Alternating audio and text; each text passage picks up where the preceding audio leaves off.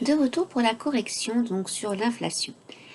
Donc le taux d'inflation est de 0,9% en 2013, donc les prix des biens et des services ont augmenté en moyenne de 0,9% sur l'année 2013 par rapport à l'année 2012. Le taux d'inflation, c'est toujours par rapport à ce qui s'est passé en fait l'année d'avant.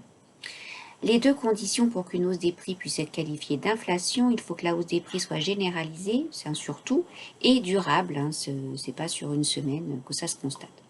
Et le secteur qui a permis de limiter ce taux, eh bien, c'est les produits pétroliers, qui a reculé donc de 15,9%. Donc les prix pétroliers, il y a des variations très très importantes tout le temps, ça varie tout le temps. Et non, comme c'est très cher, eh bien, dès que ça varie beaucoup, ça a une vraie incidence. Les principales causes de l'inflation et leurs conséquences. Inflation par la demande. Si la demande de biens ou de services est supérieure à l'offre à un prix donné, les entreprises vont être tentées d'augmenter les prix, loi de l'offre et de la demande. Donc effectivement, la demande, si on ne veut plus votre produit, les prix baissent. Si on veut beaucoup de votre produit, les prix augmentent.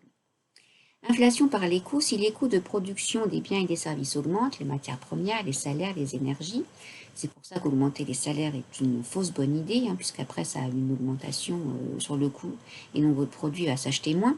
Les entreprises répercuteront ces hausses sur le prix de vente des produits.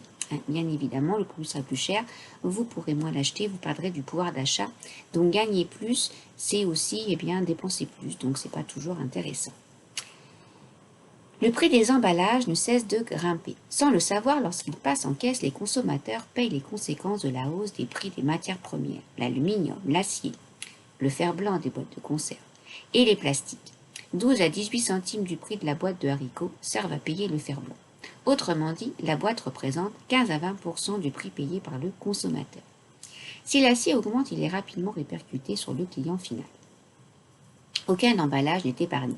Chez Tetra Pak, spécialiste des emballages et connu pour ses emballages en forme de briques, le lait notamment, on explique que la hausse des matières premières, polyéthylène, aluminium et carton, seront automatiquement répercutées sur leurs tarifs. Les industriels de l'agroalimentaire et les distributeurs ne pourront pas supporter seuls les conséquences de cette hausse. Les consommateurs devront là encore mettre la main au portefeuille et consacrer quelques euros de plus aux emballages. Alors, vous avez quelques petites questions à répondre et ensuite on se retrouve pour la suite.